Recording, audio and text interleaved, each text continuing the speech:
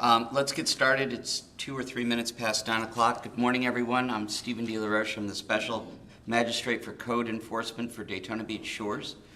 The way this works this morning is there is an agenda and order. I'll be calling the cases in order, with the possible exception of the one that we have to do remotely with Microsoft Teams. If that is still going to be conducted with Teams, I will take that one last. This morning, as always, the city has the burden of proof to prove a code violation on your property. The way that works is when your case is called, please raise your hand. I'm going to ask that you stay in place due to COVID restrictions while the city presents its case. After the city is done presenting its case, you have the opportunity to ask the city representative any question you choose. After you're done with the questions, then it is your opportunity to present your rebuttal as to why you should not be found in violation of the City of Daytona Beach Shores Code. If at any time you have a question I cannot stress enough, please ask. I'd hate to have something bad happen because you didn't understand, okay? There's a burden of proof that the city has. They have to meet it. We are not in here to persecute you or take away your property, and it's very important to me that everybody understands what's going on. The first order of business is to approve the minutes of last meeting. I know that the only people that were here were the city staff. Does anybody have any problems, additions, subtractions, or comments on the minutes? Okay. Seeing none, the minutes of the last meeting are approved. And we will move right into hearings. The first one is Christine Josephine Harvey and Teresa Michelle Hearns, violation address 125 Esmeralda Avenue, Daytona Beach Shores, Florida. Is there a representative of that property here? No. All right, Ms. Herstein?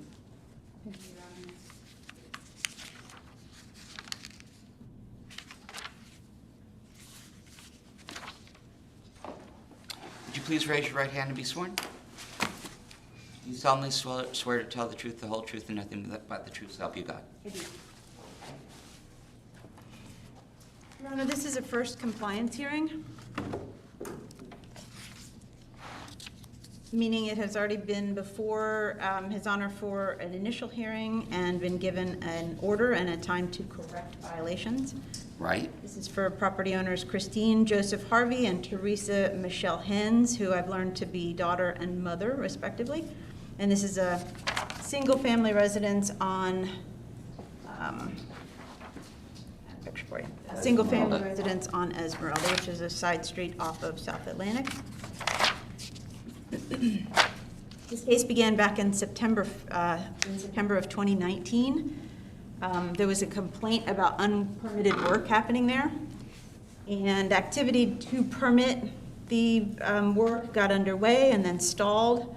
So the property was brought for an initial hearing back on October 21st of 2020. They had pulled permits. The daughter had come in and asked lots of questions, so we believed it was moving forward. She was demonstrating all sorts of contractor involvement, but it stalled. So we brought it for an initial hearing on October 21st. I'd first like to interrupt myself for a second and ask that each of the documents provided by the city and the code enforcement's special magistrate notebook for this case be accepted as evidence along with the slides which are about to be shown for this case. Hearing no objection. They're into evidence. Being familiar with this case, I don't need a rundown of what was wrong. I'd like the city to just go into what has yet to be done. Okay. I see your affidavit of non-compliance. There is an affidavit of non-compliance. Basically, none of the individual violations have been rectified. There have been steps taken toward individual violations, like they did trim the grass, but they left weeds, in places all over the property, so that really didn't fully rectify that. They did take that step, but didn't go all the way. So none of the violations at this point have been rectified. There have been permits obtained for bathroom remodels. but that doesn't address the kitchen, which was what was most evident from the front door at the time of the stop work order. So that kitchen still remains gutted, and both the owners and the contractor involved have been made aware that that kitchen is part of rectifying these code violations, basically permitting the kitchen, restoring it, et cetera. The contractor let us know that the lender who they were working for is not, was specifically told not to touch the kitchen because of the unpermitted improvements that had been made. I think that's going to be on the owner to handle separately. It's not going to be paid for through the mortgage. Okay. I see that there was a garage door permit. There was a garage door permit. The only part that really satisfied was part of the paint. Some of the garage door had some painting issues. So with the new garage door, that piece is relieved, but that certainly doesn't satisfy the entire violation of the painting of the structure. If I remember this correctly, there was a broken window. Did they repair that? No, but the permit for the bathrooms, we basically, when the contractor submitted that permit, we gave them a comment letter saying a couple things, saying this doesn't satisfy the code enforcement violations without including the kitchen. Do you want to include the kitchen? We said it doesn't satisfy the violation with the broken window. Do you want to include the window, et cetera? And then we needed some different specs than what they had provided. She came back, don't want to include the kitchen, will include the window. So basically there is a permit now that will cover replacing the window, but neither has that been done nor has it been inspected. Okay. There's a picture in the book. Does it look very different from, I guess this was taken February 5th. Right. I can run through if you'd like without reading the violations, the pictures. You don't need me to. Show up. I'm satisfied with your affidavit of non-compliance. I don't want to use the time of the people that came here. Sure. So I'm going to find that they are still in violation. I note that the costs were not paid yet either. Is that correct? That is correct. Which means that in addition to the $92.43 we're asking for today's hearing, they still owe the initial hearing costs, which gives them a total cost owed of $254.02. Okay. And according to the order I signed in October, $250 a day to run, beginning. That began on October? January 20th, 2021, and has been per 11, Your Honor, to find the property in violation and impose the fines that have been accruing since January 20th at $250 per day, and impose the additional administrative fees as just discussed. All right, so order number 11, $254.02 in costs within 30 days, $250 a day fine to run beginning January 20th until everything is brought into compliance. Thank you, Your Honor. Thank you. Okay. Just so those of you in the audience are aware, I know that we handled that very expeditiously, but when somebody doesn't bother to show up for their hearing, I'm going to take the city and move them along. When you have taken your time out to talk to me, I'm going to listen to whatever you have to say, okay? All right, next is property owners Charles Gobera and Paul Gobera, violation address 2008 South Atlantic Avenue, Daytona Beach Shores, Florida. Case number CDEF 2020-03. Yes, the two of you are here. And what are your names? My name is Ray Hyatt. I'm Bill Bethune, the builder. Okay. And Ms. Herstein, is there an authorization to represent on behalf of these gentlemen? I have an authorization to represent form for Hovid Hiatus, yes. Okay, great. All right, so just as you saw before, I'm going to let the city present its case, and then I'll let you come forward, move Ms. Herstein away, and you can say anything you'd like, okay? All right, you've been previously sworn. Thank you, Your Honor. Again, this is a second compliance hearing for a case a property that's been before you already and been given an an order by His Honor. Basically, of the 11 violations that the property was found in violation of, 2 were found by that order date to have been brought into compliance by that time. The case began back in November of 2019. This is a certificate of compliance vacant building case. Okay. In that, so we started back in November of 2019, advising them of the new requirement, giving them the CCVP application, et cetera. In January of 2020, the inspection was arranged for the CCVP, and the violations were submitted to the respondent in writing, with good service having been achieved for that. Basically, after a COVID hiatus from hearings, this case ended up coming before you on October 21st of 2020. The property was found in violation at that time, and you gave 2 dates. You gave until December 7th to submit an engineer's certification that the 2 deteriorated columns on the east building face had been either properly shored or did not need to be shored because they were structurally sound. There was a little back and forth with the engineer. We did receive the letter ultimately stating that they were not at issue. And then the second part of the violation, or the rest of the violations, needed to be fully rectified by January 19th, or fines of $250 per day would accrue. You also at that time imposed fees of $161.59, which have been paid.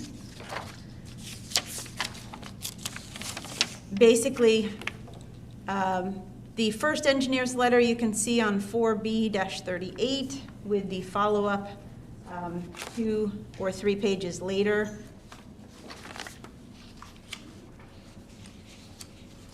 At the end of December for this property, we did receive a mostly incomplete building permit application. So basically it was the application itself, but it didn't have much of what it needed to be reviewed. We've had additional conversations with the contractors involved in this case, and at least 1 conversation per month with the owner's rep, Mr. Hayat. January 19th was the ordered compliance date. I re-inspected on the 21st and found most of the exterior violations remained. If I had gone for a CCVP case, if I go and or have any reason to believe that everything's been taken care of, then I would have arranged also to see the inside again and check all of those items off. But knowing that many things had not been permitted, I knew that that would not be the case. So I just did the exterior and found that most of the violations remained. I would like to go through the pictures of the violations before offering a recommendation, and I'd also like to bring Mr. Edmonds up to speak if there's anything that he needs to weigh in on or change. Okay. I also did look again yesterday to see if much had changed, even though that's not pertinent to today's meeting. I found that not much had changed.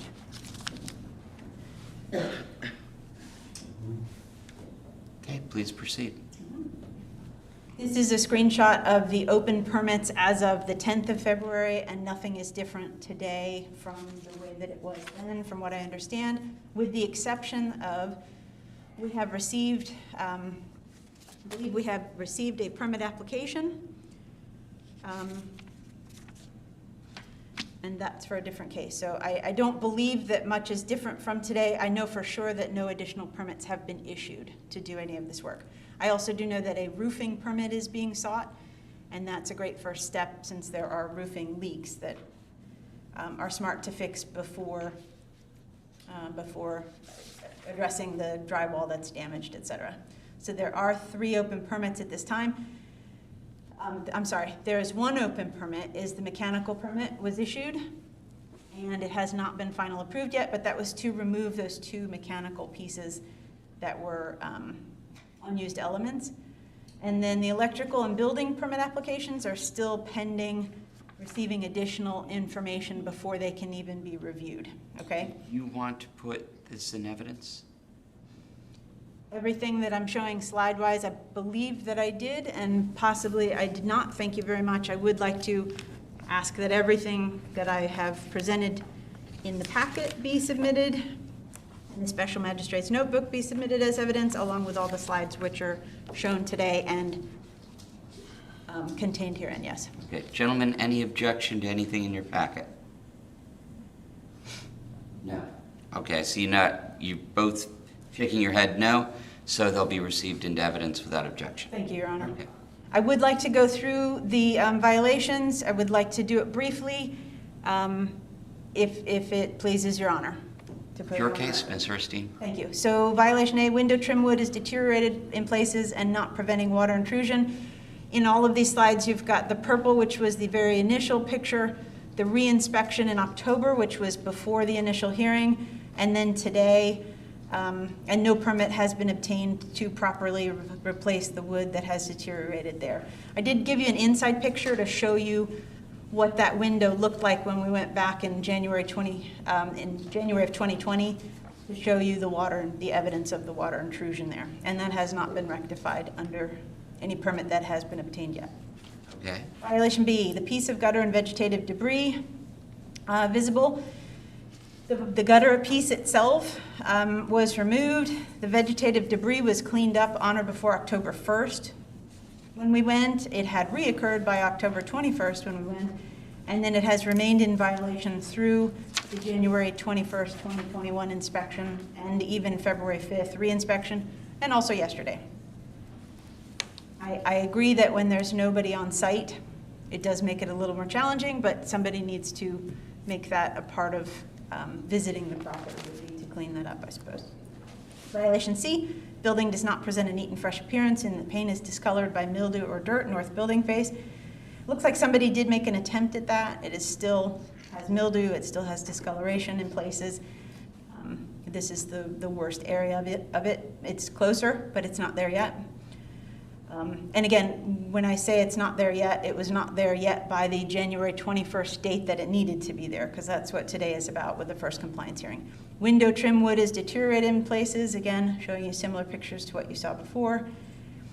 In-use cover is missing from the exterior electrical socket west building face. That was compliant. You can see that in that green circle, the picture showing that that has been placed over the socket. Violation F, air conditioning condensers are not functional and are in disrepair. Again, those have been removed as of today. The permit has not been final approved, but as of January 21st, 2021, the re-inspection date, they were still in place. Conduit not secured, north building face, still not secured. Gutters in disrepair, west building face, that was fixed by the compliance date. That was the second one that was fixed. Light fixture at northeast corner of building has visibly exposed wires, not fixed by the January 21st date and not as of yesterday. Wall sign face on the east building elevation is in disrepair. That looks much the same. And the building remains vacant longer than 60 days without obtaining a certificate of habitability, which is now called a certificate of compliance vacant property, or CCVP. This is sometimes confused with what we had in place before this requirement, which was a registration program. And it was much simpler. It required that we have a contact person for each property, and it required that, that a sign be posted in the window for the contact person. So it was a much simpler program for vacant properties. Late 2019, early 2020, when the city council passed this vacant building, or passed these more stringent standards, they didn't remove that other piece. That's still a requirement, but then this certificate of compliance vacant property is not as simple as just giving us the application like the other was. It causes us to do the inspection. It causes us to give you a list of deficiencies, exterior deficient or interior deficiencies and violations. It's in place for a year now. I'm saying this because I believe that there is still some confusion about the fact, possibly by this representative, that this is not something that I'm able to present, that the building official is able to sign off until both the notice of violation, exterior violations are rectified, and everything on the interior list. So that's a result of taking care of both of those lists. Okay. All right, and then just very briefly, I haven't seen the inside again, so we really don't need to go through these pictures, but I just will go through quickly. I would like to point these out. So we received an engineer's letter stating that these columns, first it said this concrete was just structural or just decorative. We asked him, we pushed back a little bit to make sure that he clarified what your order had been. And he did and provided it satisfactorily. But since that time, the concrete has been pulled away, revealing these two columns that are, the south column you can see has a big hole, the north column even more so, and that top right picture, you can see there is a very large hole in a structural column. So March 8th was the end point to that letter that was given us by the engineer that said, yep, it's good for 3 months. March 8th is the last day of that 3 months. And we, at this point, are also cautioning, as we have the representative here, that we're going to need something else to overlay that, an additional letter telling us how they're addressing this, whether it needs shoring. We think it does.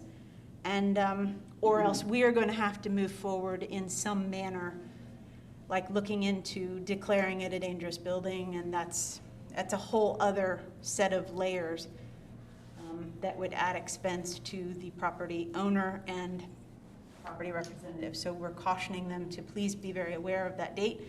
After March 8th, there's nobody taking responsibility for it in any way. Thank you for letting me point that out. I don't need to go through the rest of these. I will say that when the CCVP notice of violation and interior letters are generated, and it takes a while to get things done, COVID getting in the way, could be some of that reasoning, but when additional things happen, if they're not a life safety issue for an emergency responder, et cetera, then it's something that we basically have to sort of step back and say, we'll deal with that next time. But if it's something that is a potential life safety issue, the building official cannot sign off that, yep, this is a compliant with our codes vacant property. I just wanted to point out that in this picture you can see that looks like the AC lines have kind of fallen down. And if that were a smoky front of the building, that's something that a first responder going into that building would not notice, chances are. So, and could be an issue. So that's going to also be something that needs to be addressed. And I point that out as a courtesy, hoping to help the respondent move forward. That's a fairly simple solution. So what we're doing today is asking you with an order number 11 to find that the property was in violation beyond the order, the date ordered by the special magistrate to correct, and therefore impose the daily fines of $250 per day, which have accrued since and including January 20th, 2021. We're also asking for additional administrative fees of $92.43. There is an affidavit on page 4B-33. And as I said before, we do have authorization for Mr. Hovid Hiatus to represent Mr. Gobera.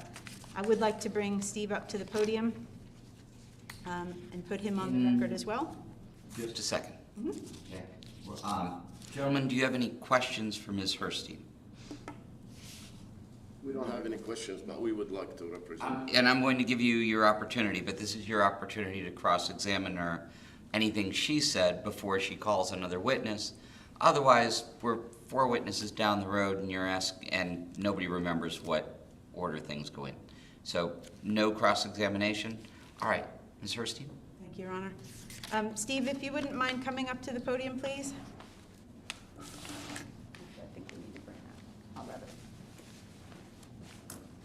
Good morning. Morning. Full legal name for the record, please. Stephen Edmonds, City of Daytona Beach Shores. I've been here going on 17 years in 2 weeks. Do you solemnly swear to tell the truth, the whole truth, and nothing but the truth, so help you God? Yes, I do. All right, Mr. Edmonds. Ms. Herstein, your witness. Thank you, Mr. Edmonds. Steve, are the pictures and official documents that have been shown, and any of which that bear your name or have been shown at any point during this proceeding, are they a true and accurate representation of any you created along with this case or are aware of in this case? Yes, they are. There is just one thing, the current picture that's up there, where it states it's PVC lines. I believe they are actually EMT. It's electrical metal tubing. Or it could be a combination of the two. So I just want to make sure there was no confusion as to what the lines were. And how does that change whether or not that is a potential life safety issue for? None whatsoever. If I'm understanding you correctly, though, if it's potentially metal, it would be even. More dangerous. Right, okay, all right, thank you. Have anything that I've said to this point or shown to this point, is there anything that you'd like to add or correct? No, not at this time. Okay, can you speak briefly to the magistrate about the column issue and in your experience, why you think it might be a life safety issue? Well, yes, like we said originally when we discussed this, we were afraid that the columns underneath were rusted, which because the concrete was falling, and obviously they were rusted. And so since there is pieces of them missing in the column, that's some of the support of that column. So obviously it will need to be reshored or rectified. And what do those columns support? It supports a beam that is supporting the whole second floor wall. Have you had a conversation with any contractor regarding those columns? I think their contractor came in and just discussed and said, yes, they would need to be fixed. Did he seem to think that it was a potential life safety issue? Yes. Okay, and he indicated that how? By saying that he was going to need to probably get something done there and get it with an engineer. Okay, thank you very much. Do you have anything else to add? No, that's it. Thank you, Mr. Edmonds. Oh, wait a second, Mr. Edmonds. Gentlemen, do you have any questions of Mr. Edmonds? No. Okay, thank you.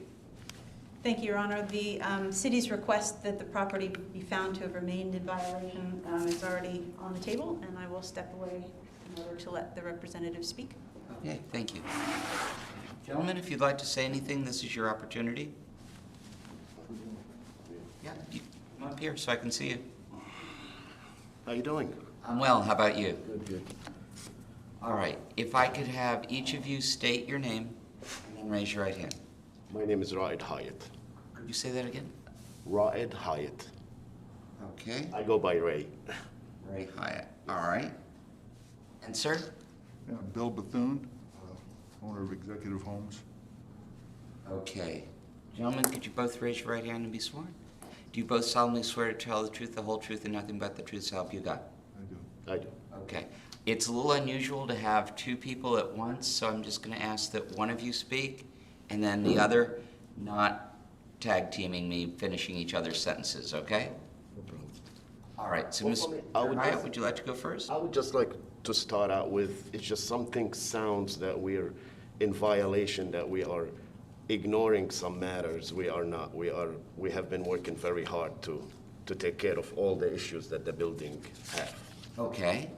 Could you tell me about some of those things? We did do a lot of work in the last couple months. We did run in many issues, and that's why it took a little bit more time. And one of the main issues that we also have that we did not have in mind that we're going to have to replace a roof, which is a new roof, and a lot of work to be done inside, like some walls that you've seen. The roof would rather be done first to put a new roof before to do some other work inside. Sure, you don't want it leaking on whatever you're repairing. And I already signed the paper yesterday for the roofing company for the bid. What they did, I believe they already submitted to replace the roof. Okay. Okay. Anything else you'd like to say? I would like to see if Bill would say some things because he's the contractor. He's been doing a lot of the work that needs to be done. Okay. Ms. Herstein, do you have any questions for Mr. Hyatt? Not at this time, Your Honor. All right, thank you. Excuse me, I'm so sorry, I do. Is he aware, Mr. Hyatt, are you aware that, that by March 8th, the engineer's letter that's overlaying, saying that that's safe and gonna be okay, is lifted off?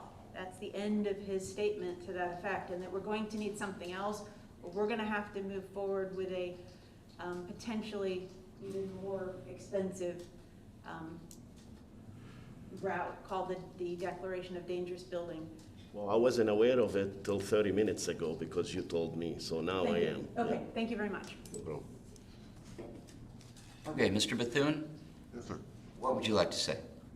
I applied for a permit, and I don't know the date, but we've had a permit applied for.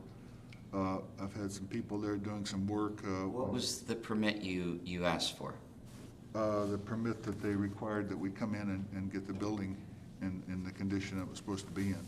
Right, I understand that, but I've heard about electrical, roofing, what plumbing, what exactly did you ask a permit for?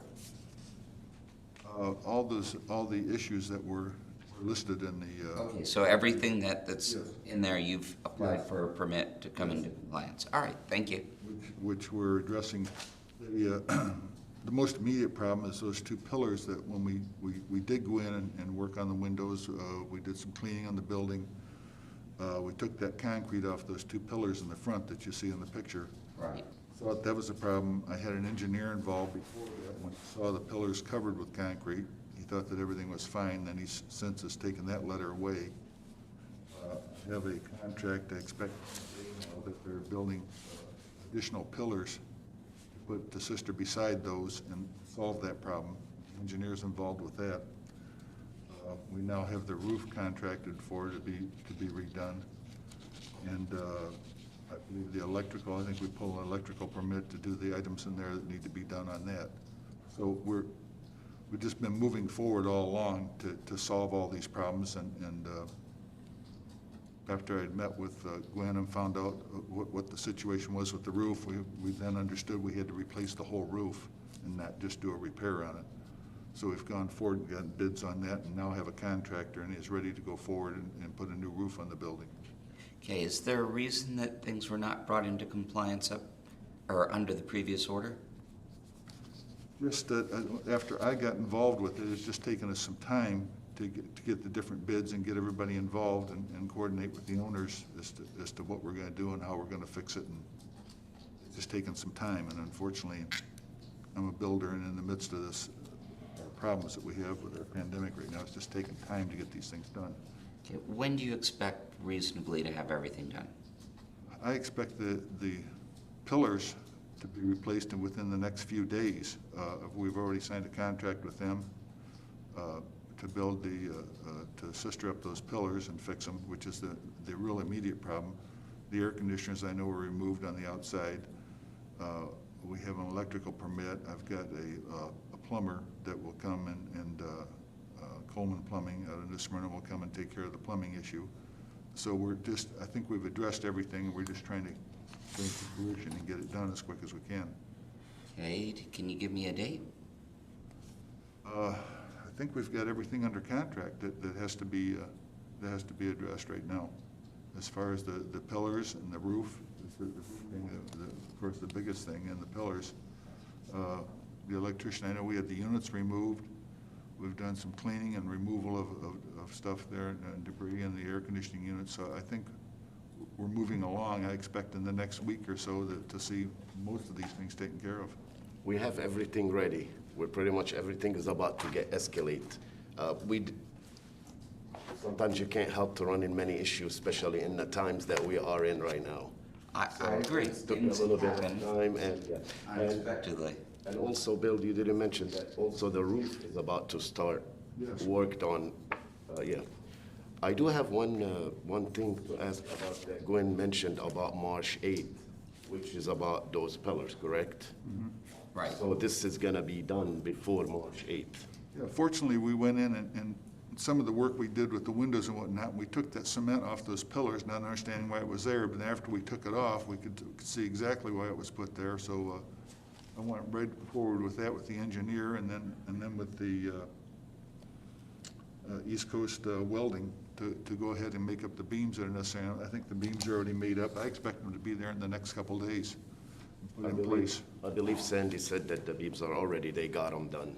They just need to be installed. All right. Any questions, Ms. Herstein? Yes, Your Honor. Mr. Bethune, the building permit that you said that you submitted, do you recall approximately when could it have been the one submitted December 29th? I believe, yeah. I know I'd put a building permit in, and then I was told that I had to get all the subcontractors in line and on that permit. Anything else that you recall being told that you needed to do in order to have that permit reviewed? And you can refresh my memory, but I don't remember. You recall both Mr. Edmonds and I telling you, at the very least, the two of us telling you that we needed a more thorough job description. The Okay. job description was insufficient, and that we needed engineering Okay, to match a number of the pieces that you were touching and repairing. okay. Do you recall that conversation? Yes, yes. Have you submitted those things to us at this point? I don't think so, no. Okay, and that's my understanding as well. I just want to make sure you understand when you say pillars are going to be replaced in the next few days, that engineering for the replacement of those pillars has not been submitted. You do not have a permit to do that, and that work should not start until the permit is obtained, as in your hand. Sir, Well, thank you. when I saw the damage of this, what's there, it's a real problem, and we need to get something. The building will collapse. Yeah, exactly, Random. exactly. All right. Thank you, gentlemen. I appreciate it. Thank you.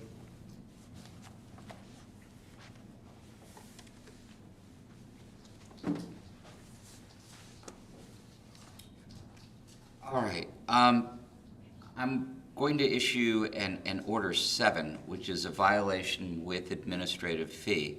I'm very impressed that you gentlemen seem to have the problem well in hand and just need additional time, as opposed to coming here and saying we didn't understand what was wrong and we'll get on it someday.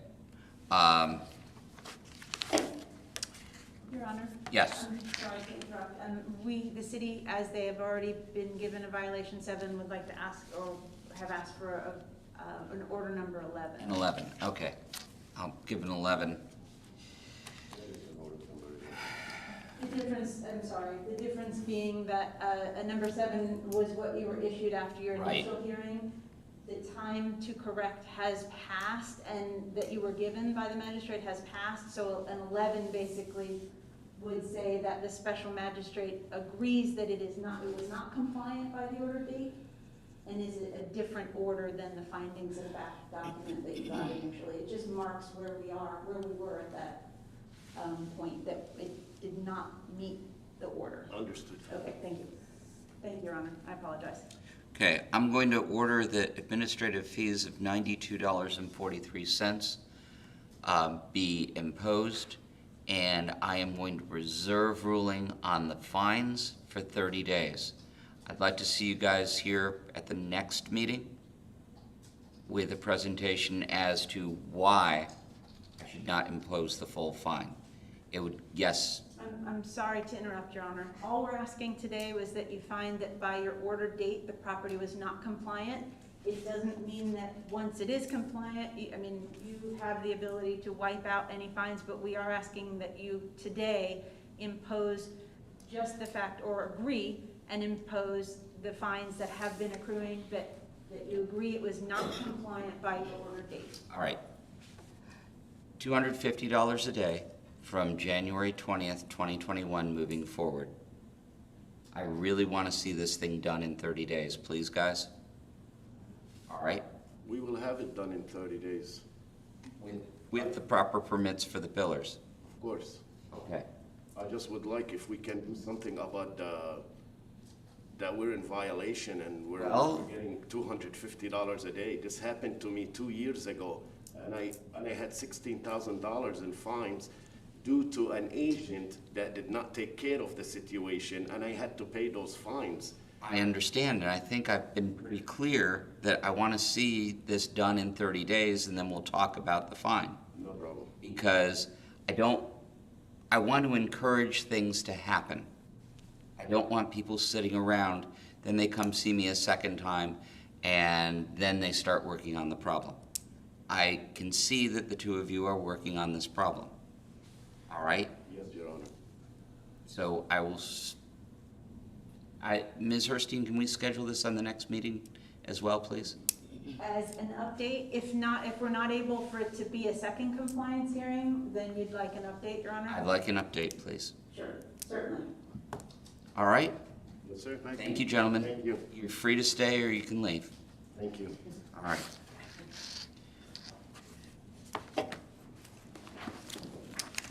All right, next item on the agenda is Hugh Management LLC. I have this as a Microsoft Teams meeting, but I understand that there is someone here with a letter of representation. Ms. Herstein, are we teaming it or doing it live right now? We are doing it live right now, so it'll be taken immediately. Okay, We do have an authorized representative, as you said. all right. You've been previously sworn. Thank you, Your Honor.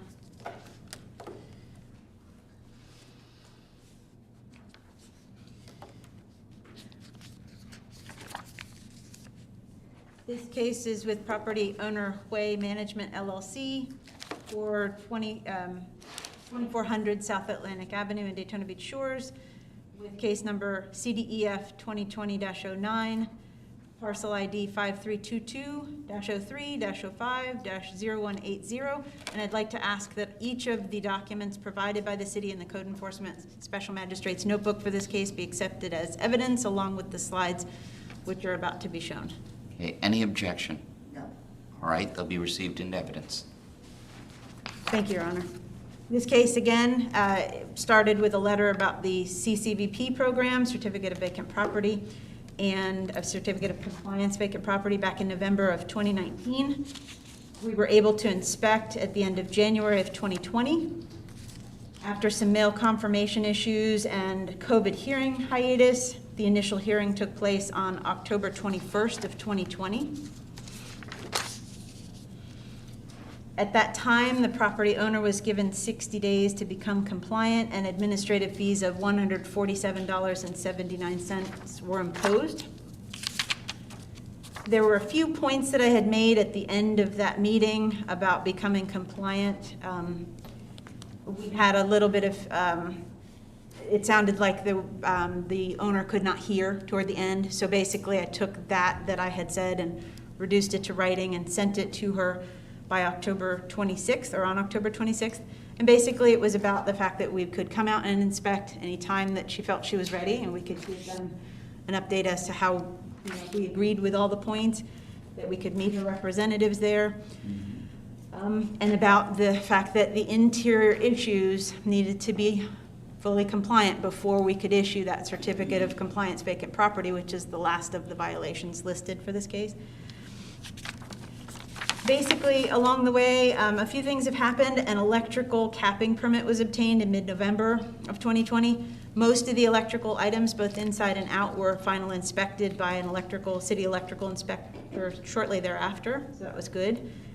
Mid-November, Ms. Tran gave me a follow-up that the AC opening in the roof was leaking, which we had observed and we had kind of not agreed about, so she said, by the way, it is leaking.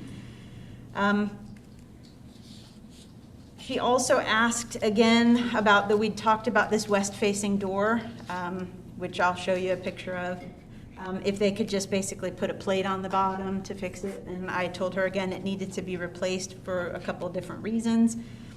She said, I said, if you just put the plate on, it may look better, but it's not going to be a satisfactory fix. And she said 22 days later, on December 10th, she said it would be 45 days before the door could be replaced. So I said, please get going on it, keep notes about all of this, and that's great. You can bring it up at, you know. I remember pictures of the door. Is there any reason why it would take 45 days to? It's a special size, so they probably had to special order it. Okay. December 21st was the ordered compliance date. I re-inspected for compliance on December 23rd. And while I was walking around the property, a man came out from the restaurant next door, and he said he was working for the owner and he would be taking care of the things that hadn't been done at that point. We went through each of the violations, walked around, looked at them. He also had a key. We also discussed clearly what needed to be permitted and what he could do without permits, and he took extensive notes, or he took what looked to me to be extensive notes. He had a key, so we went through briefly inside as well, just to tell him also about those items. Again, the only thing that had been addressed were some of the electrical issues on the inside. I'm curious about this line that you have in your recap of the conversation, that Ms. Tran does not want to do anything that requires a permit, just other stuff.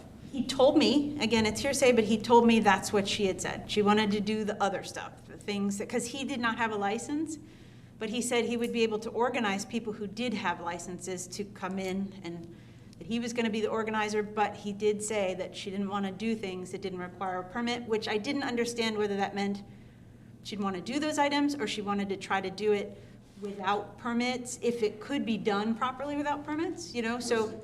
Possible to complete without a permit? Definitely not possible to I thought. complete without permits, but some of the items, like you don't need a permit for exterior paint. You don't need a permit to get rid of the casings, the insect casings on the outside. There are certain things that definitely can be done without permits, which is why we talked about at each stage.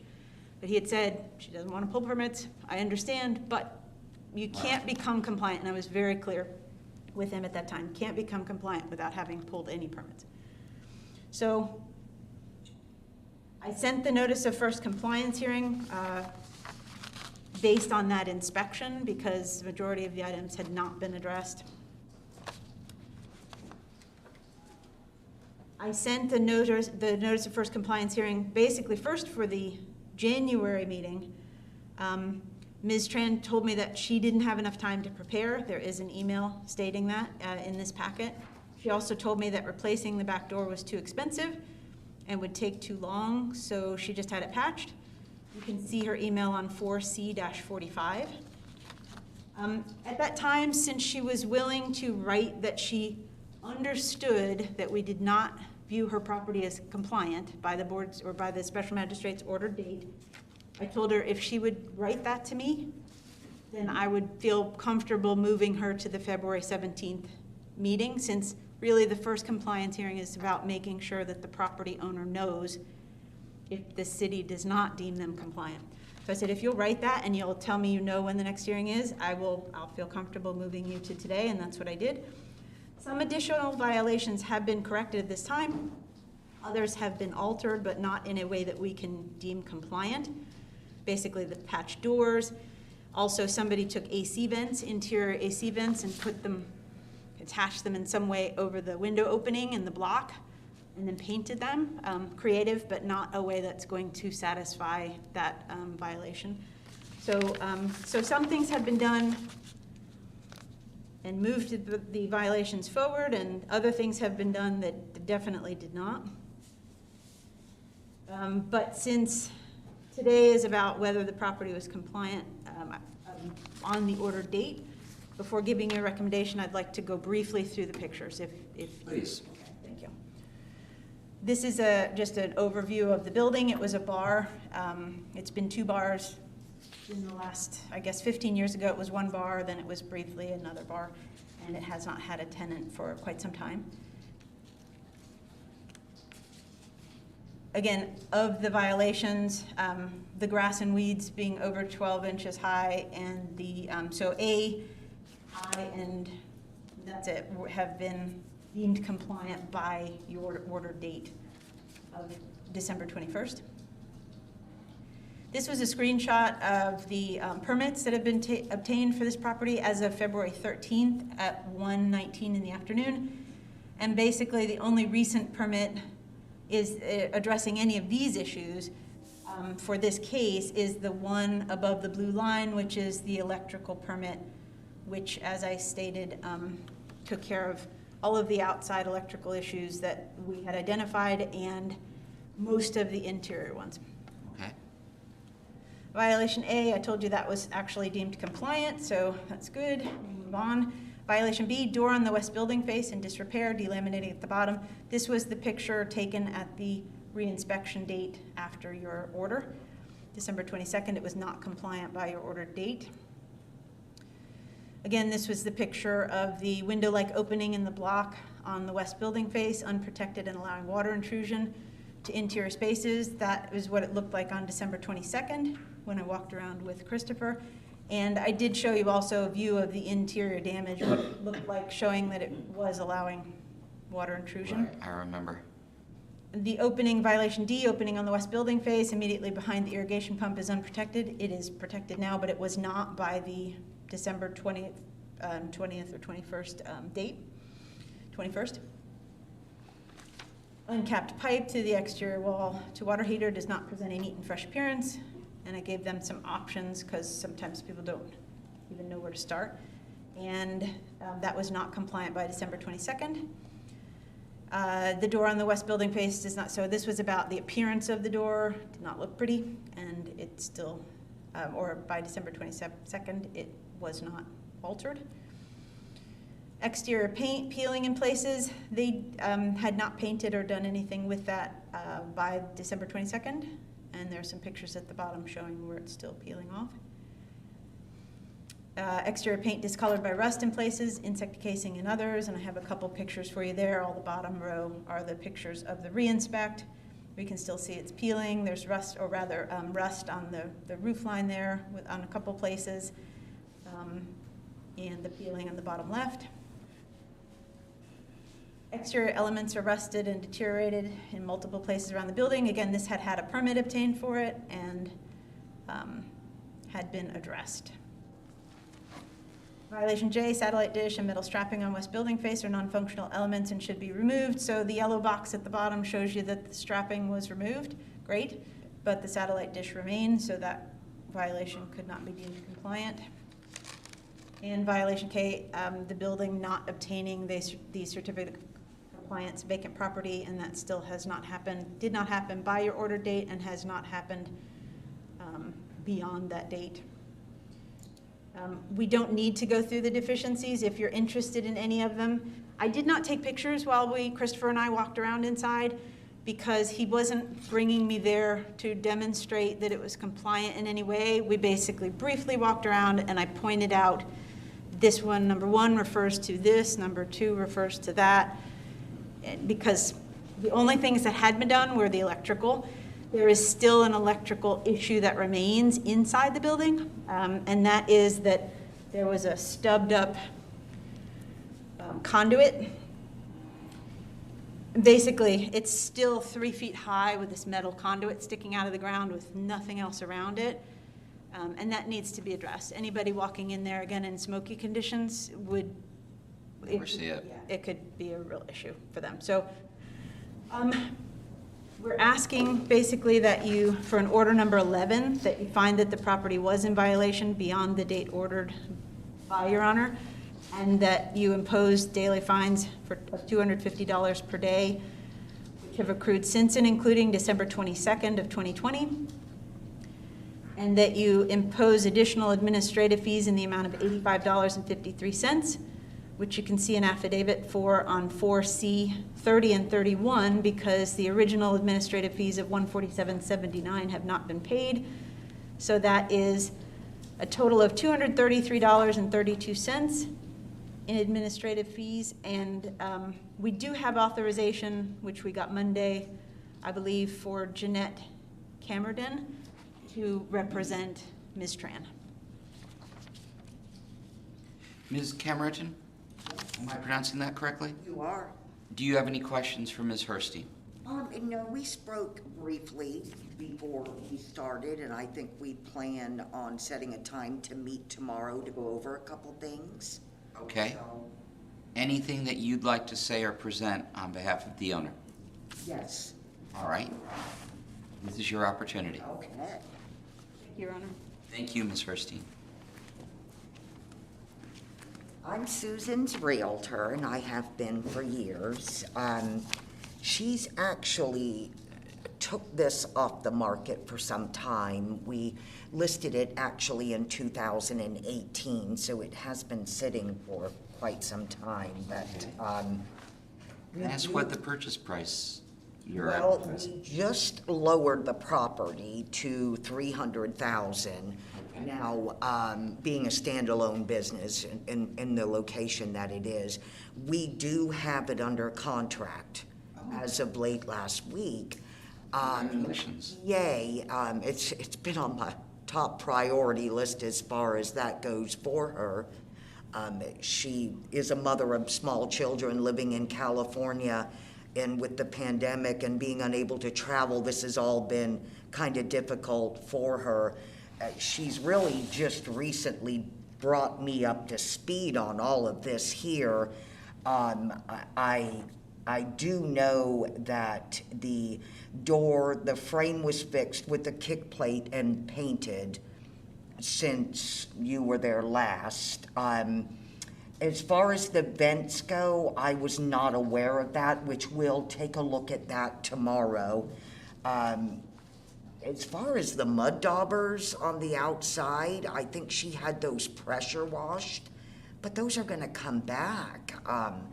To me, the fine of $250 a day seems a lot for her. I mean, she's made a lot of concessions for this contract.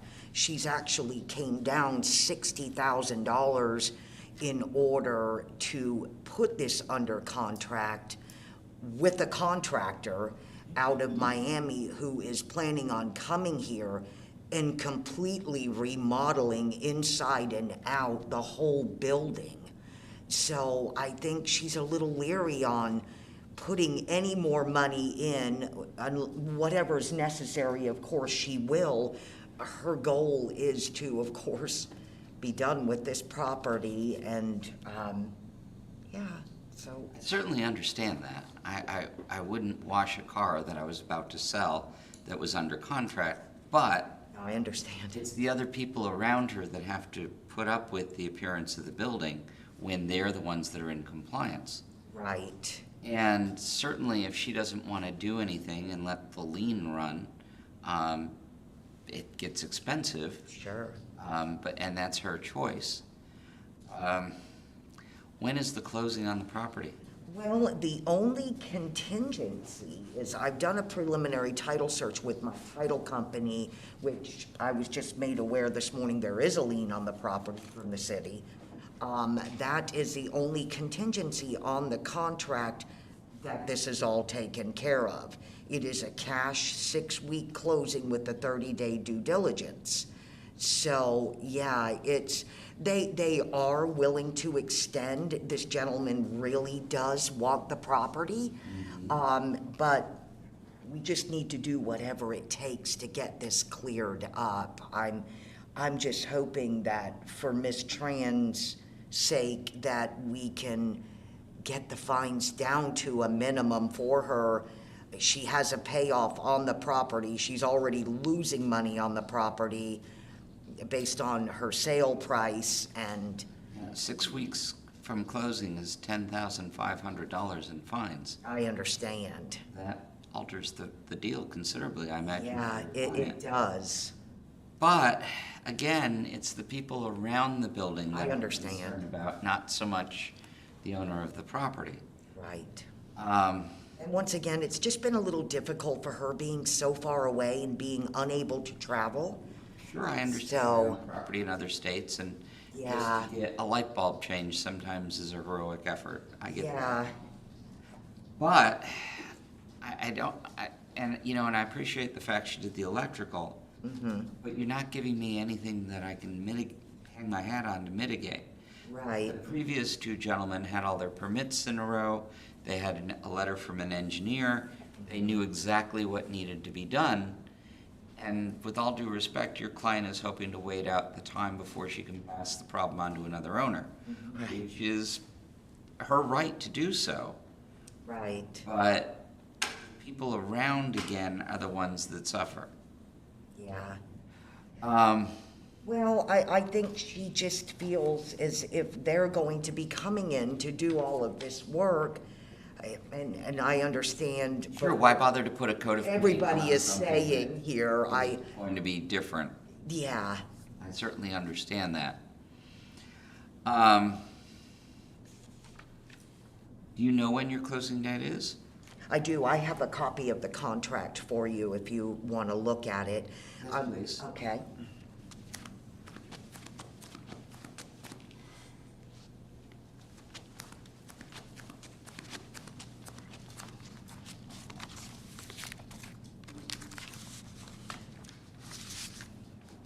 Now, we did originally have it listed at $339. we lowered it to 300, and then she took a 275 cash offer. Okay. Yeah, we've had it under contract several times, but everybody was trying to acquire an SBA loan. And of course, when you have a non-existing business, SBA wouldn't loan on the property, so it was a long drawn-out process on each contract. Then we took it off the market for quite some time and put it back on at 300,000. Now, I've just been made aware of all of this. I didn't realize the extent of it. Susan didn't make me aware.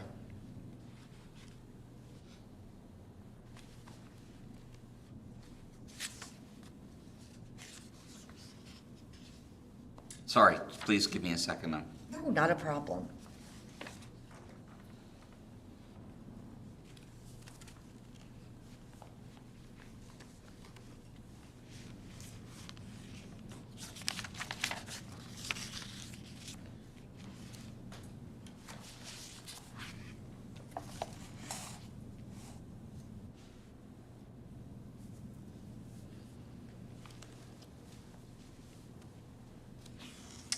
All right, well, I appreciate you showing me this. I don't know if it's an original, no, it's not. I do note that, interesting, this is a Florida Real Estate Association contract, not a Florida Bar contract. It is from the buyer's agent is out of Miami, and he is also a real estate attorney with Tarek Law Firm. He handles all their business, this company. It's two gentlemen, one's a contractor, one's an architect, and they are purchasing property along the East Coast. So he represents them as far as, that's why it's slightly different. It wouldn't be the contract that I would use, a regular commercial contract. That's okay, that's okay. I note that in paragraph 9E, special assessment liens, the situation that we're currently under is contemplated as to happening in the contract. Yes. So it probably would not interfere with the sale. Thank you very much. Oh, you're Ms. welcome. Erstein, do you want to see this? I don't need to, Your Honor, as today, and perhaps if there's anything, I really don't need to, Your Honor. Today is really with a motion, or an order number 11, is about whether or not the property was compliant by your previously ordered date of December 21st. I hope that the city has shown that it did not achieve compliance at that time. I'm more than happy to meet tomorrow Yes. to again go violation by violation about what and when and how. Happy to do that, but this is really about whether or not your order was met on December 21st and the property was fully compliant, and I do not believe that it was, or is now. Ma'am, I agree with the city. The property was not brought into compliance. I'm going to issue an order 11, $250 a day back to December 21st. I've yet to hear any mitigation as to why I should relieve the owner of all or some of that fine. Administrative fees of $85.53 within 30 days, and the $179 that was not previously paid needs to be paid within 14. Okay. If it is not paid within 14, it would go a long way toward convincing me there was no reason to mitigate this fine. Okay. Now look, I know it's not you, but when there's a tiny amount relative to the big amount, it does make an impact upon me if people do what they can as opposed to doing nothing. Right. So $233.30 total, $179 within 14 days, the balance within the 30-day period. Could I get that written down somewhere for It Sue? absolutely will be, and it will be signed by His Honor. As soon as that happens, it will be sent in the mail, and I can provide it to you by email. Okay, that's perfect. Just one other question. So you're stating that from December 21st, the fine will be accrued $250 a day until it's brought up to compliance or sold. sold. And then it becomes the new buyer's problem. Right. Which I don't think they're willing to take on. I think it's gonna have to be taken care of first, regardless of the repairs that they're going to be doing. Well, A complete remodel, you know, is like I probably, said, it impresses me when somebody does what they can as opposed to doing nothing. yeah. I think she tried her best to do what she could from so far away, but I really wish I would have been notified prior to this. Yes. Ms. Cameron, once the property is fully compliant, you'll be scheduled for another hearing. Okay. And at which time His Honor can consider any and all evidence about why the fine should be reduced or completely resized. But that happens once it's compliant. Okay, that'll be great. Okay? Okay, that's all I can ask. Thank you for being here. Thank you, sir. You're free to leave or you're welcome to stay. Okay, you have my card, Gwen, right, to email me? Thank you so much. Nobody ever stays. This is so much fun. Nobody ever says. Okay, moving on to initial hearings. Camera and Burnest York III, 311 South Atlantic Avenue, Unit 1201. Might I suggest that we move to cases B and C and come back to A, as A does not have a representative? Certainly, I think that's more than fair. Titan Development Partners LLC, is there a representative?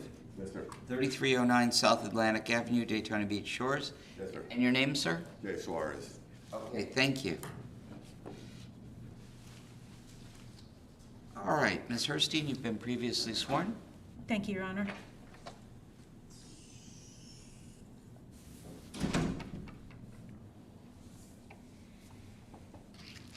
And this is hearing 5B for the record.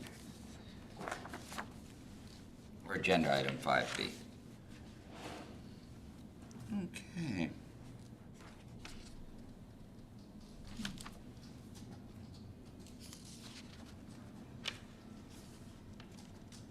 I apologize. We're taking things out of turn.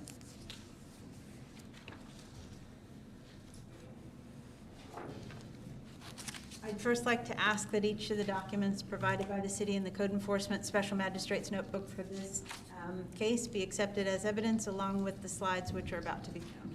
Okay, sir, did you receive the packet? Yes, she gave it to me a little while ago. And is there any objection to any of the documents? No, everything is as it is. Okay, thank you.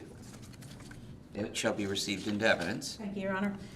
This is a case regarding a formerly permitted alteration, specifically the electrical permit associated with the sign that you can see on the sixth floor up there. It's got a pink circle around it on Right. your screen. At the Beachside Hotel at 3309 South Atlantic Avenue. Property owners Titan Development Partners LLC, code enforcement case PCDEF 2020-63 with Volusia County parcel ID of 5335-03010040. This property, basically the violation, as I said, concerns an expired permit. Back in April of 2018, electrical permit 2018-0422 was obtained to connect the electric to the wall sign that you saw in that picture, along with a separate sign permit. On July 12th of 2018, the sign final inspection passed, but the electrical final failed, and that was due to no wiring or equipment being allowed in the stairwell, and the sign not being allowed on the stairwell lighting circuit. So it failed. Unfortunately, no steps were taken beyond that to, as far as we know, we weren't called to re-inspect, and the electrical permit expired on October 5th of 2018. It was reinstated and expired a second time, again without an inspection called for. Can't be reinstated more than once. So after some reaches out to the contractor by the building department, it was turned, without getting results, it was turned over to code enforcement at the end of August of 2020. I sent a notice of violation, which you can see on 5B-10. and good service was achieved for that notice. I reevaluated the property on January 28th, 2021. I had not been called by the property owner, contractor, or anyone regarding the matter, and it had not been rectified. So I sent a statement of violation request for hearing and notice of hearing.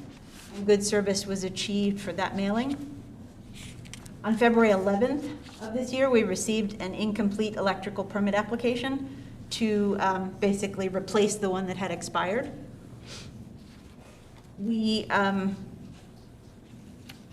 basically did not have proof of insurance that we needed in order to review it, so that was provided yesterday, and it was forwarded to Plans Examiner Edmonds to be reviewed.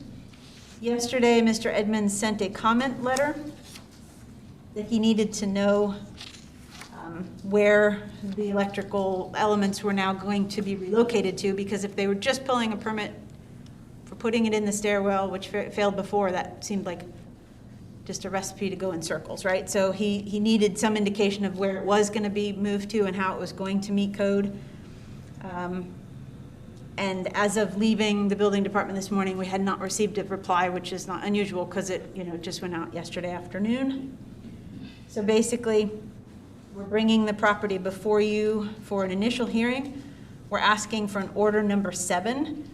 We request that you find the property in violation, that you grant the property owner until April 19th, which is a generous 60 days to correct the violations. If the violations are not corrected, that you impose a fine of $200 per day until they are corrected. We also request that you impose reimbursement of the administrative fees in the amount of $149.09, for which you can see an affidavit on page 5B-23. We have not received an authorization form for anyone other than an officer or attorney of Titan Development Partners, LLC. And I would like to call Steve Edmonds to the podium because he may be able to answer some questions as to why this is even important. Okay, before I do that, sir, do you have any questions for Ms. Herstein? Not so much a question as a comment. Okay, I'm going to let you say whatever you want. Okay. I just don't like things to roll along and then you have a question for her when we're a couple witnesses My down. question, well, there is a question still attached to that, which would be, the whole issue was that it couldn't be connected to the emergency light in case of a fire because it became a life safety issue. Is that it? I'd like to ask the electrical inspector, Mr. Edmonds, to be able to answer that question, please. All right, so we'll have Mr. Edmonds testify as he seems to be Okay. better informed as to the issue. I also have a couple of questions. And Mr. Edmonds, you've been previously sworn. What I would like you to address is it says no wiring or equipment in the stairwell. I understand that the sign can't be on the same lighting circuit. What wiring and equipment was in the stairwell? It has pipes in there and transformers for the sign, from what I've seen in the pictures. But basically, there is a building code that states that nothing can go in a stair if it does not belong in a stair. So if you ever go in stairways, the only thing you see in there is a sprinkler pipe, because that is one of the only exceptions.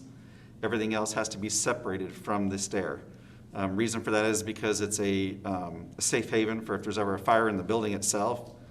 That's the area that they're supposed to be able to go to and gives them time to get out of the building. Or if they're handicapped or something, they can get into the stair and wait for a rescue person to come take them out of there.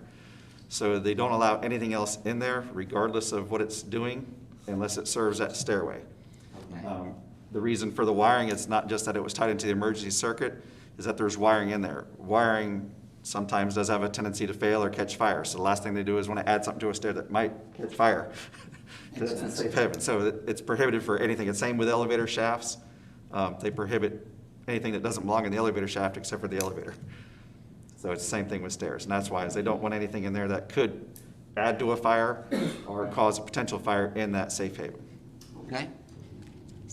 Mr. Edmonds, do you have anything to correct anything that's been put on the record to this point? Not this time, no. Thank you. Okay. You indicated you had a question for Mr. Edmonds? I don't think we ever met. I think that the gentleman that went out there was for the first inspection, Was it a fire marshal guy? The first inspection was done by Matt Thomas, the electrical inspector, one of the electrical inspectors. Okay, yeah, that's the man that I met. And he told me, look, this thing is all done wrong. And so he said, just, disconnect it for now until we can get to the permit. And at least we eradicated the issue with the fire safety issue. Okay, so I did that. Now there's a whole bunch of other things, but I just wanted to clarify that the main issue was to not have anything hooked into the line. And he told me disconnect it, and we disconnected it. So the sign hasn't really been lit. I mean, if you want to remove, is it with the electrical permit that you have, if you want to remove the electric and not have electric on it, No, he gave me some ideas, but you know what? When we finish this, you and I will get together because I've done it before, and I have to ask you if I can go through the wall and do a fire stop around the pipe. No. Can't do that, so you can't go. Pipe that's, once it comes inside the wall, it's inside the stairway. So the fire stop does not work for that? No, it only seals the penetration itself, but it doesn't solve the problem that you have a element in the stair that does. You just answered the question, so now I got a solution to the problem, and then I can explain to you why we got here. Okay. All right, thank you, Mr. Evans. Anything else, Ms. Hurstein? Thank you, Your Honor, no. Your Honor, good afternoon, how are you? Good afternoon. Before you get started, I need you to clearly state your name for the record. Jay Suarez. All right, Mr. Suarez, do you solemnly swear to tell the truth, the whole truth, and nothing but the truth, so help you God? I do, sir. Okay. What would you like to tell me, sir? Give me 1 second. What happened was, as I said, I was there when they went to do the inspection. It's the old permit. We submitted for a new permit. We did two inspections. We did two permits, actually. We did the permit for the sign, the big sign, and then we did the permit for the wall sign. The guy who hooked up the wall sign, I'm just letting you know what we did so that we're up to date on that. The guy who did the wall sign, he messed up. There's no, you don't have to really go to school to know that you don't tie anything to an emergency light. But anyway, that's another issue. So disconnected it so that we can eliminate the problem with the life safety issue.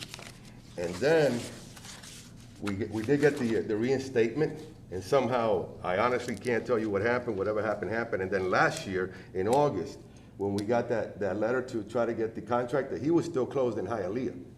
Because those people going off the chain with the COVID. So, and then he opened up, and then one of his guys caught it, and then, it's been open and closed and open and closed.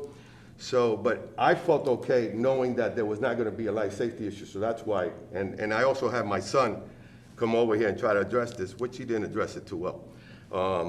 So that's why I'm here now, because I'm here to let you know that whatever the heck we gotta do, if I'm here, we're gonna do it. And in what capacity are you? Are you the I contractor? own the place. You what? I own it. You own the building? Yeah, right. Okay, great. Okay, You're so, Titan. yeah, right, I'm the registered agent. And then this is why we got all tied up, because I'm saying, if I gotta do this and bring these guys from Hialeah again, it's gonna cost me a bundle just to bring them up. And then you informed me when I did the last sign, not you, your company, the city. The city informed me that there's an ordinance that you gotta bring the sign down. Oh. Oh, yeah. So, and I got another year and a half or so to do that? Just over a year, sir. Yeah, so I got time running out against me. So I'm saying, well, it's gonna bring these guys to fix up the sign, which is really not that much of, it's gonna be real easy, because what we're gonna do is we're gonna pipe it on the exterior of the building. But I'm just letting you know, one of the stairwell lights just come off of that, is the exterior, should have no problems on the balconies that are outside the building. So basically you have an outlet, but this is what happened. I'll give you a copy and I'll give you a copy.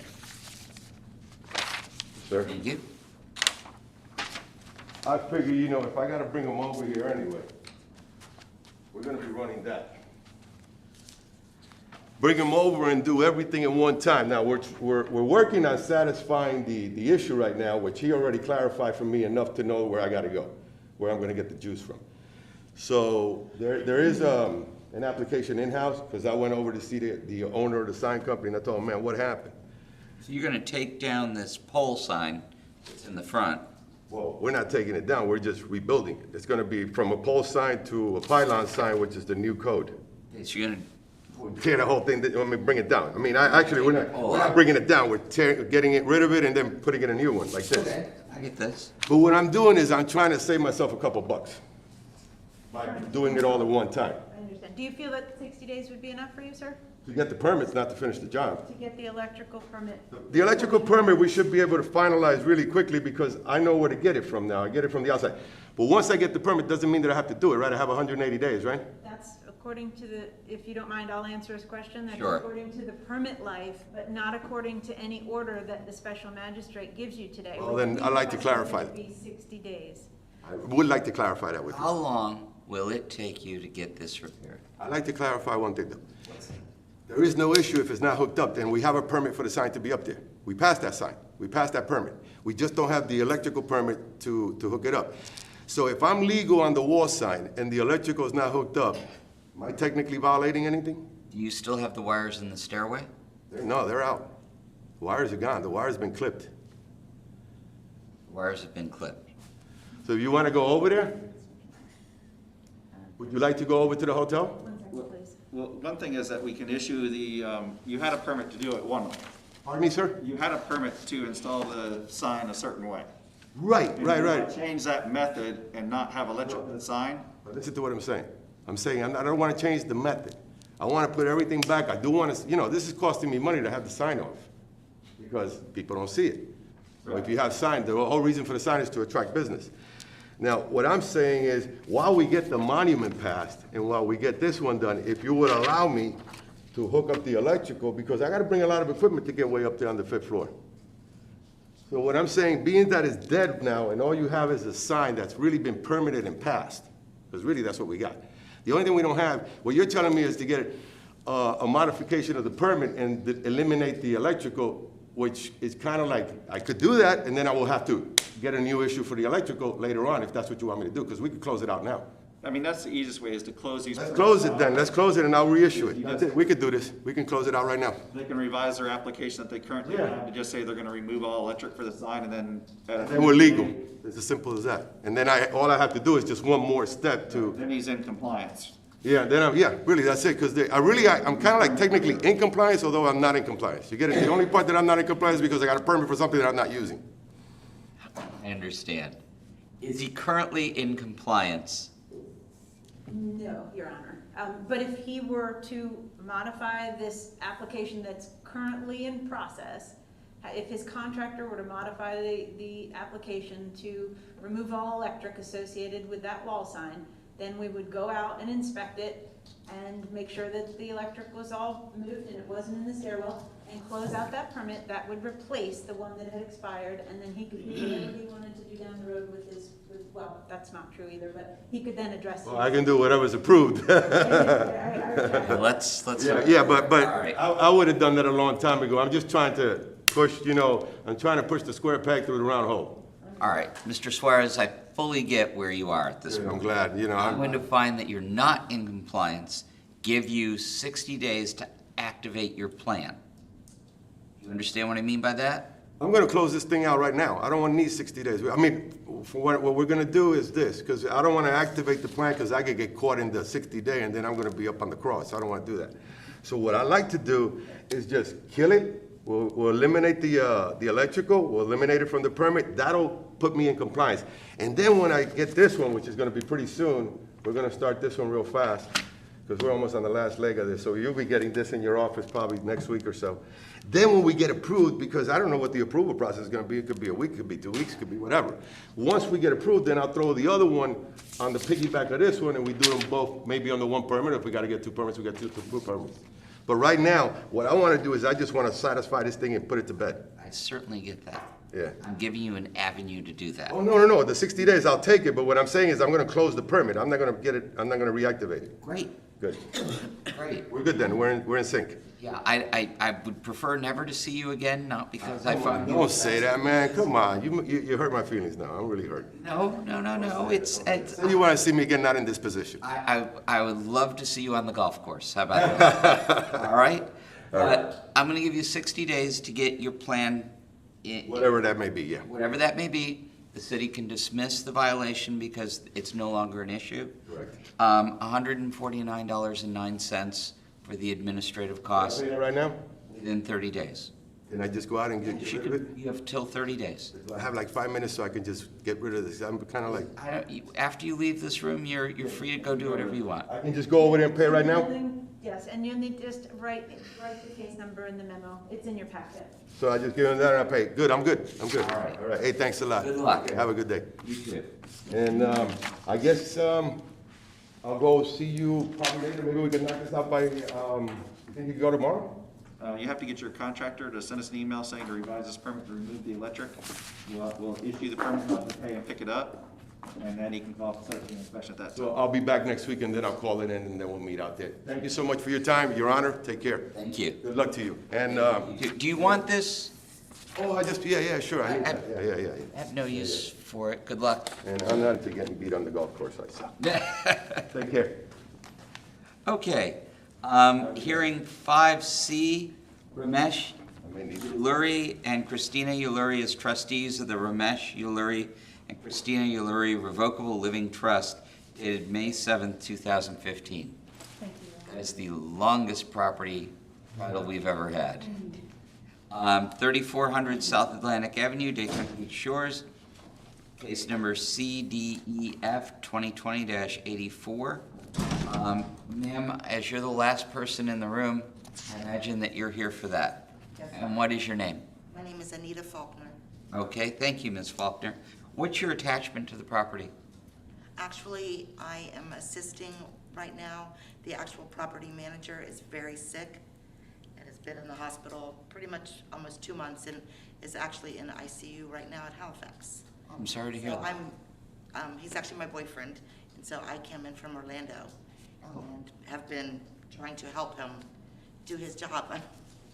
Okay, well, thank you very much for being here. Thank you.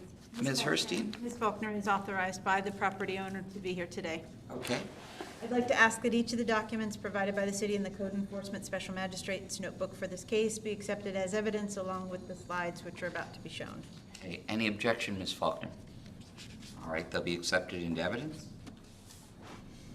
I don't want that to pass without saying that I'm very sorry. I hope that John turns a corner. Thank you, thank you.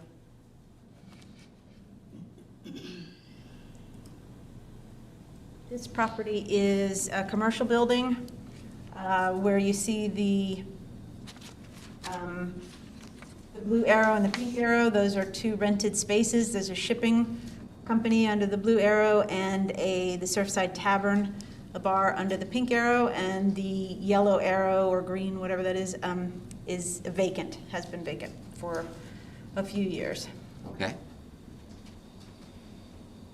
The pictures below, one is the north building face, so as you go around the corner from the bar, and then that's the back of the building, which is 2 stories in the back.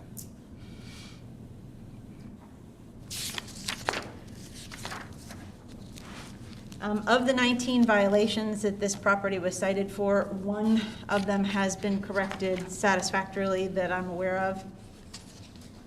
Back in September of 2020, I spoke with John, the property manager representative, about the weeds and the overall look of the property. He was in for, I believe, in the building department for an unrelated property, and I mentioned that I had noticed really tall weeds and that the whole building needed some attention. And he said he would do that. I re-inspected or took a look again on October 28th and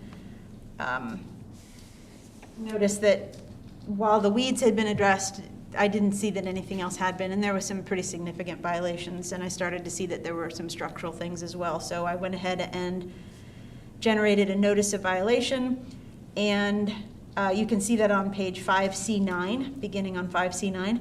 Good service was achieved to the property owner for that mailing. A short time later, the owner, Mr. Uluri, called. Anita, a friend of the property owner, a friend of the property representative, was in contact in early December about the property too, so I did start getting some activity regarding it. John had been sick already at that time, so Anita was trying to get the violations fixed. I had originally made for John a summary of what needed permits and who those permits needed to be pulled by, because it was an extensive, 19 violations. And many of the things did need permits, some by a roofer, some by a contractor, some could just be done by a stucco person with insurance and a business tax receipt. So just to try to make it more simple, I had made him a cheat sheet for when he did come in. Unfortunately, he wasn't able to come in, and now recently I understand why.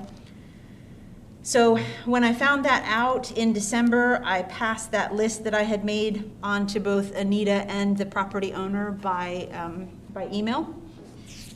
And that was in early December. I re-inspected the property on January 27th.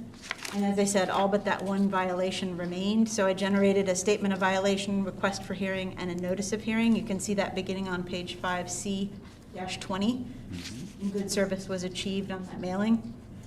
I also scanned and emailed at that time to the property owner to make sure that he got it as quickly as possible.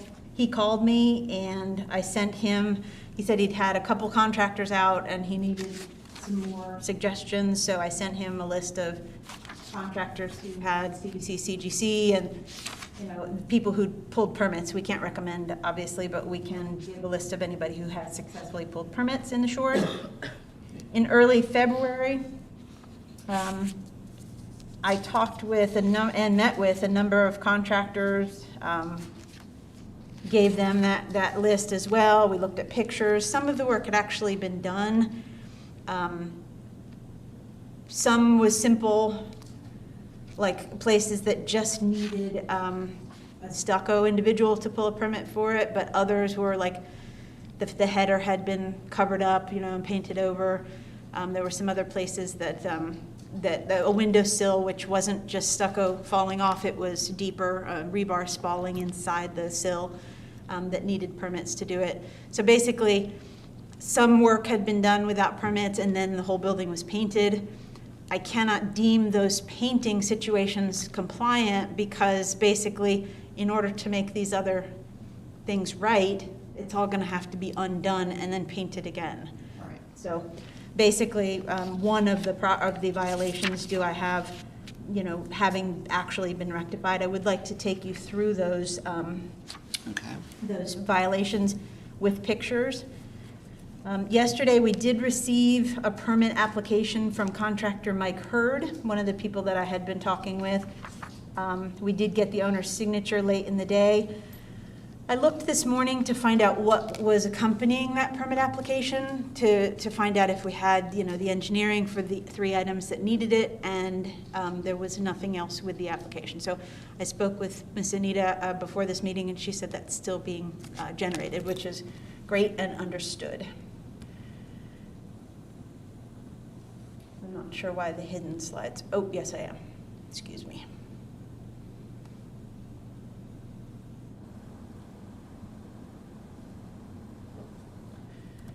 I apologize. I will fix this before we meet again. This jumping around problem I'm having. Okay, violation A, garage door replaced without a permit, west building face first bay from northwest corner. You can see the white garage door was placed, didn't have a permit associated with it. The permit as of yesterday, the 15th, was still printed waiting for pickup, and I did not notice that had been obtained yet, but there is something in place to permit that by itself, but has not been done yet. Violation B, numeric street address of the property was not identified. For certain signs, it has to be identified on the street side and also on the 2 face sides, and that's mainly for emergency responders that aren't familiar with the area. People come in from other jurisdictions and can't find what our property is. So they did place the numbers on the front side, taking care of violation B. Okay. But violation C deals with putting the address on the sign faces, and that has not been done to this point. Violation D, there is required landscape when you, with the new monument style sign that another property owner alluded to, the tall signs have to be lowered or altered really, or rather rebuilt, redone to be monument style signs which have a lower profile. And when this property, it does come along with having a planter around it and having to keep plants in the planter. And that was done when this sign was lowered. But it's in order to beautify. It was apparently, why it was written that way, but the plants have not been maintained. It is a code. So. Yes, I understand it's the code and it's what we're stuck with, but it certainly lends itself to the plants growing and obscuring the sign. Which, of course, they're not allowed to do. Right. According to the code as well. Okay. So yes, it does require some, some effort. I don't get to pick what we enforce. I understand that, but Yes. So, and you can see they did put irrigation in when they did these changes. They used this existing planter and they did put in irrigation. But none of that shrubbery, none of the plants that are required have been maintained. And that needs to be addressed. This is a picture of just some of the stucco being cracked and chipped, especially on the east building face. And you can see my January 27th re-inspect picture, that's been fixed. It kind of looks like, it was done by hand, but it wasn't with a permit, and so we have no idea what material was even used. And what we're trying to not allow to happen is that somebody comes in, does it with the wrong material, and then in 3 months, that's not adhering, and we're right back to where we were. If it's done with the right material, it has some durability, and that's one of the reasons that we're picky about this, because this salt air is brutal on the wrong material. I get it. You want it so it doesn't look like I fixed it. We don't want. I don't want to be bringing it back to you in 3 Sure. months again. There's just, there are so many buildings that need attention, right? Violation F, building does not present a neat and fresh appearance in that the paint is discolored and chipped, especially on the east building face. We already discussed that. And you can see in this lower picture, they have painted it and it looks better, but unfortunately they painted over a number of fixes that may have to be removed, and some of them definitely have to be removed. Rust, dents, and cracks on the fascia, east building face. The lighting was different from the first inspection to the re-inspection, so you're not seeing some of the dents in the same way, but you can still see that the holes are still present there. That was not addressed. And the dents are still there too. The light's just not catching them in that way. The rust on the drip edge, east building face. So you see there's a lot more rust on the top picture. They went into that drip edge and they painted it, which unfortunately you can already see on that bottom edge. The rust has already come back through the paint, and where you see that chip out of it on the far left inside that yellow circle or oval, there's no paint that's going to rectify that. There are certain parts of that drip edge that are going to need to be replaced, or else again, 2 weeks after the paint, it's so rusted that it's just coming back through. They need to be replaced in those places, and where the rust is thick like that, painting over it without having completely gotten rid of the rust is just going to leave us right where we were again in a couple of weeks with the salt air. Violation I, the wood around the AC unit is unprotected by paint. That's on the second floor around the back. Also violation J, the AC is rusty. This is the header. You can see on the purple picture, the initial picture, where it's cracked.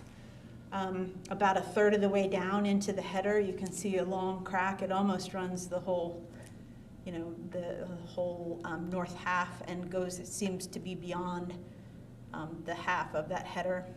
Somebody did go in, which I saw in my January 27th re-inspect picture, and used possibly the same thing they'd used in other areas and just sort of smoothed it over and painted it. But it is not a satisfactory fix for a header. And the difference is, if you want me to get into it, is the header is a structural component as opposed to just being a, okay. a little spackle in the crack doesn't reinforce the header. I get it. It doesn't, yeah. Okay, so violation L, sill cracked at Surfside Tavern. This was the spalling inside the sill, or from inside the sill, that caused this. It's a totally different thing than what we looked at on the other windowsill, which had just had some stucco fall off. This is a crack inside. And again, somebody kind of patched it in and then painted over it, but not with any permit or any, we have no idea what they used or how they did it, or that it's structurally sound.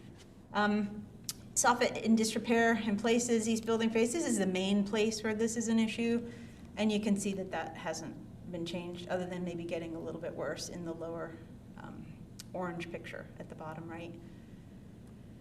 Window missing and not properly abandoned, west building face, second floor. This had an AC unit in it for a while, so it was not an issue. And then I guess the AC was taken out, leaving it, so they just put a board in its place where the window and AC unit were. That needs to be properly abandoned or restored as a window, one of those two things. That has not been changed. This was a weird place where the fence used to abut. I guess in the top left picture you can see where they moved the fence over a little bit to the south, leaving all of the exposed block and whatever underneath it. And again, a stucco person could have done that with the right materials. Have no idea what materials were used, but hopefully somebody who comes in to stucco it will. And then they painted over that. That'll have to be done again if the materials were not correct. Violation Q. Planter was not maintained, planter wall not maintained to present a cared for aesthetic appearance. The paint is discolored by unused adhesive, and where plants used to be at the base. You can see that in the purple, the lower purple box at the top left. And then hopefully you can see the A1 Shipping and Business Service is a business that used to be there. The new company, the company was purchased by A1A Shipping. So they put their sign in, that looks great, but this old A1 Shipping has just been left and it's all peeling off. It just needs to be scraped off or whatever they want to do with it. The decals, that's the decals that we're talking about. It really just needs to be painted and it just needs a little bit of love. Okay. Concrete parking bumper broken along east property line. It stayed exactly the way that it was. So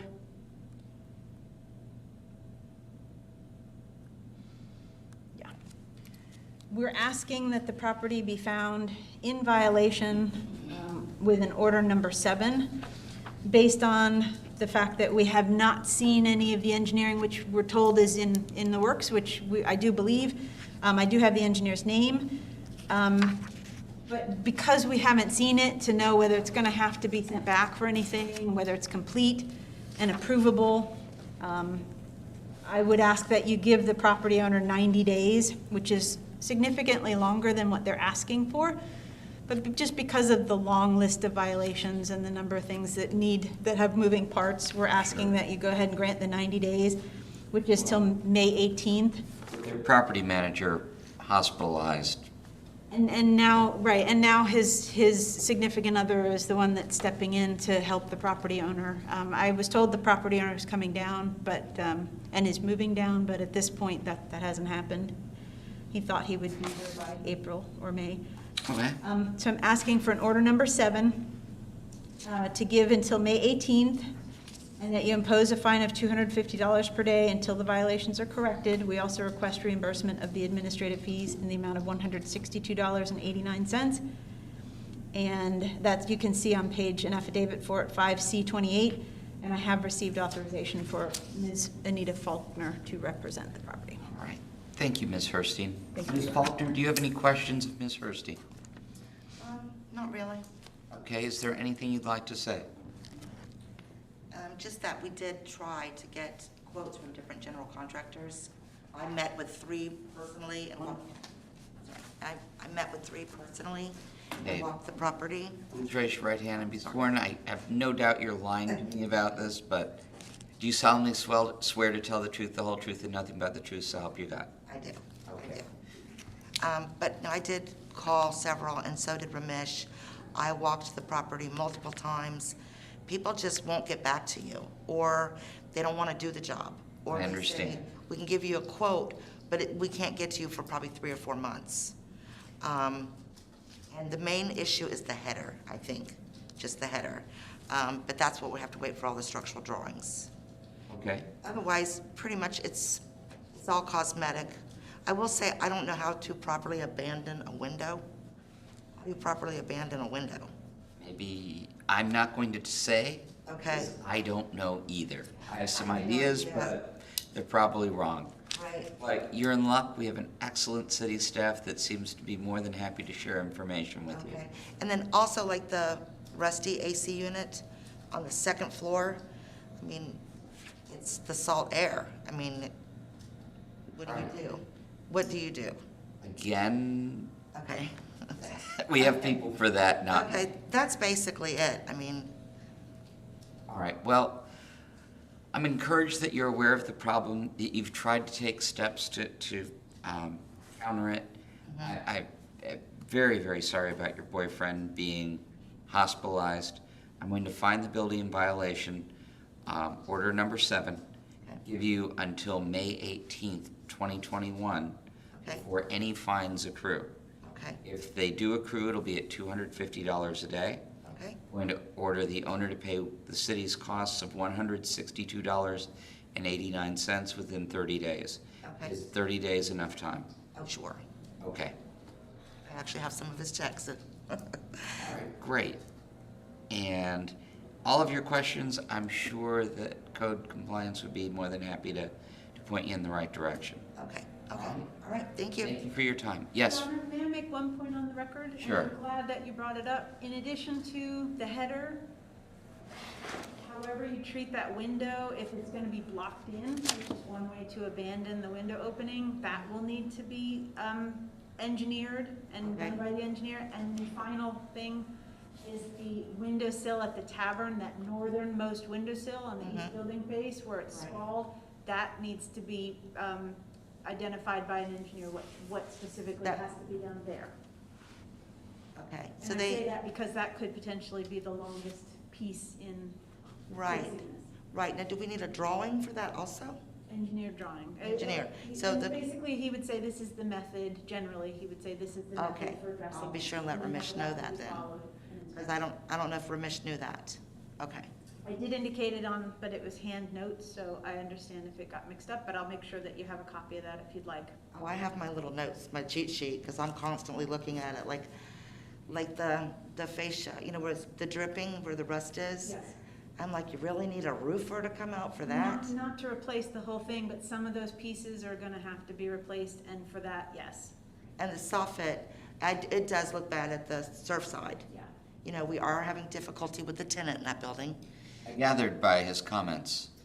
Yes, and he has not paid rent in over a year. Well, there are remedies for that. Well, we're working on that.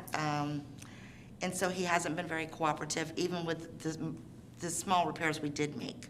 You know, he opens at 11 a.m. and he doesn't close till 2 a.m. So that gives us a couple hours in the morning to be at his business before he arrives. There are remedies for that. I suggest you contact a property attorney, Oh, yes, and that'll take care of Oh. itself. we have now. We have, because I think he's been there for a long time. I'm not sure, but I don't know how long they've been there, but yeah. And he's the one actually who installed the garage door. Right. And then would not give us the information. We had to call around, you wouldn't believe what we've gone through, just to try to find the actual person who probably should have pulled the permit to begin with, correct? But we had no knowledge of it, he just did it on his own. Tenants can be a joy. Oh, I know. He has a lot of other tenants. So, well, thank you all. You're welcome. Thank you for coming. Okay, is that it? Yep. Okay, Thank you, Ms. Of Falk. course, you're welcome to stay. My best to John. thank you, I'm headed to see him right now. Okay, we're going to take the hearing we took out of order. 5A, property owners Tamara and Bernest A. York III, 3115 South Atlantic Avenue, Unit 1201, Daytona Beach Shores, PCDEF 2020-61. Ms. Hurstein, you've been previously sworn, Thank you, Your Honor. and I note that there is no representative present for this property. There's no representative present. She did state that she wanted to be here for it, but she was unable, and she was considerably concerned about that. She did not want you to think that she was blowing it off. She wanted you to know that there were reasons that it hadn't been done, but she's working on it now. Okay, as long as she's made contact with the department, I'm happy. It's when they just say, no, thank you, I don't have to listen to you, that I become more concerned, because we want to get it fixed. And if they're not participating, it's never going to get fixed. We did not have contact for quite some time, which is how we got all the way to this stage. But once we got contact, there's been a flood of contact. Okay. I'm sorry, this is not coming up, but I do believe that everything that I wanted to present is in the notebook anyway, other than a picture of the overall building, which you really don't need, so I'm I gonna have a picture of the overall building in the notebook. Okay, yep, then I think we're all set, and I don't need to figure out what this is doing. Okay, so, the property owners, Tamara and Bernest A. York III, in the building at 3115 South Atlantic Avenue, Unit 1201, in Daytona Beach Shores, with code enforcement case PCDEF 2020-61 and Volusia County parcel ID 5334-1500L010. So this permit originally was obtained May 17th, 2019 to remove an existing, remove and replace the front door threshold only. The scope of work was changed to remove also the front door and replace it a couple months later. And 2 months after that job, the scope of work was changed, the permit expired, and that was back in November 17th, 2019 that it expired, so pre-COVID. And I apologize, I would like to ask that each of the documents for this case provided by the city in the Code Enforcement Special Magistrate's notebook be accepted as evidence. Seeing no objection, it shall be accepted as evidence. Thank you, Your Honor. I did send, it was after a couple attempts to get the contractor of record to fix the expired permit situation, it was turned over to code enforcement.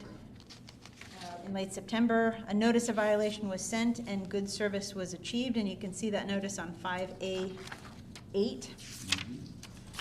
I reevaluated at the end of January, had not had a call or nothing had been done at all regarding the permit. So I sent a statement of violation request for hearing and notice of hearing after a reevaluation. You can see that on page 5A-12. And though I did achieve good service with the certified mailing, it was not in a time frame that I was comfortable with, so I went ahead and posted the property as well within the Right, I have a required picture of that too. and I have tons of affidavits and proof of the posting and that I achieved good service. That was on February 5th. So I did receive a first call and then a number of calls from Mrs. York by February 9th. She had, by the very next day, she had acquired a replacement contractor because the first contractor she had said was not responding to her. And I went back and looked through our records. It seems that we have a couple things that, you know, he needs to follow up on soon, and I'm not sure what their status is at this time as a company. But she went ahead, we talked about her options. By the very next day, she had a new contractor, new permit application in. Basically, yesterday, end of business, it was the permit application, everything was printed out, it was ready to be signed by the, you know, looked at and signed by the building official, at which point we'll call the contractor to say, come on in and get it. So we're suggesting, even though they're already to that point, because it's an owner who's not in town, we're requesting that, again, you find the property in violation with an order number 7. You grant the property owner until April 19th, again, 60 days to correct the violations. And if they're not corrected, you impose a fine of $125 per day. Also, we request reimbursement of the administrative fees in the amount of $149.09. You can see an affidavit for that on page 5A-23. All right, I'm satisfied that the city has met its burden. I'm going to issue an order number 7, order that the property come in compliance 60 days from today, which is April 19th, or $125 per day fine will run, $149.09 administrative fees within 30 days. Thank you, Your Honor. All right, thank you. Is there any other business to come before the magistrate at this time? You raised your hand, yes. No, sorry. Oh, The only thing that I would say was that we do have listed on the agenda the upcoming meeting dates. I do expect to have an agenda for you for March Okay. and beyond. May 19th may be a problem. I'll let you know very shortly. Okay, all right. May And 17th is my wedding anniversary, and we may go out of town for the week. But since I haven't booked anything yet, I can certainly go the week before. And if you would also talk to me about the two on either side of it as an alternative, if we do need a May hearing, and that would be great. Okay, thank you. All right, nothing further, we're going to adjourn. Thank you, Your Honor. Steve, I have a question for you. Sure.